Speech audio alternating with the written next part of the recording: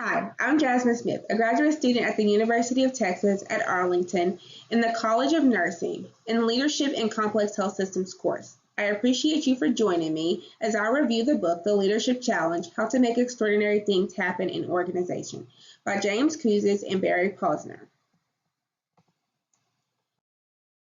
The author's qualifications. James Kouzes, affectionately known as Jim, is a fellow at Dorr Institute for New Leaders at Rice University. He's a previous Dean Executive Fellow of Leadership at the Levy School of Business in Santa Clara, California. He conducts leadership lectures around the world to corporations, governments, and nonprofits.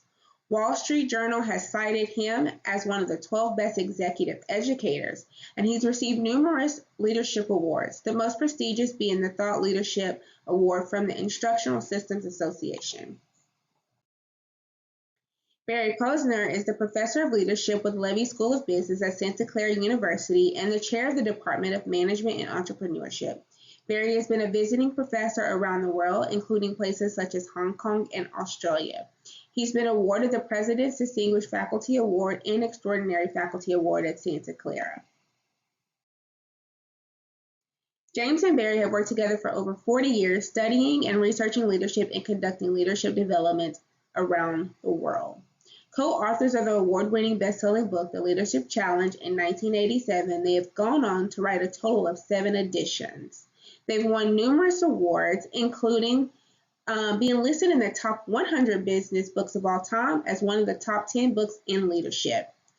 James and Barry developed the highly acclaimed Leadership Practice Inventory, which is a 360-degree questionnaire assessing leadership behavior.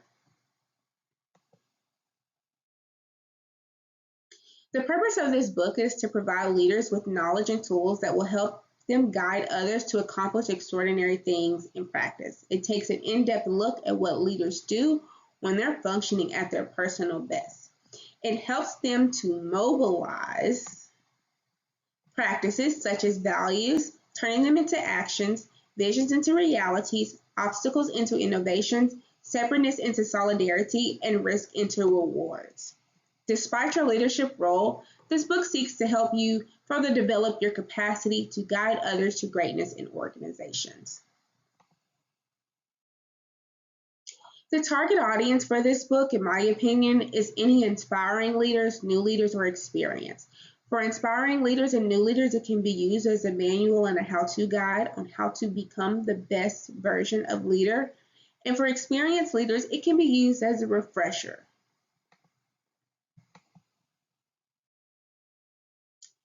Book strengths. So this book examines what constituents look for, expect, and admire in their leaders. It gives real leadership advice, and it backs up the data that's being presented. It breaks down the steps five behavior leaders can engage in to make extraordinary things happen, such as model the way, inspire shared vision, challenge the process, enable others to act, encourage the heart. And it also provides you with a leadership inventory. Now, this is an inventory that measures 30 specific leadership behaviors on a 10-point scale with 6 behavioral statements for each of the 5 practices. This inventory is used to help leaders gain insight on how we see ourselves as leaders, how others view us, and the actions we can take for improvement. It basically insinuates that in order to be a great leader, you have to be credible and you have to be the type of leader you yourself would want to follow.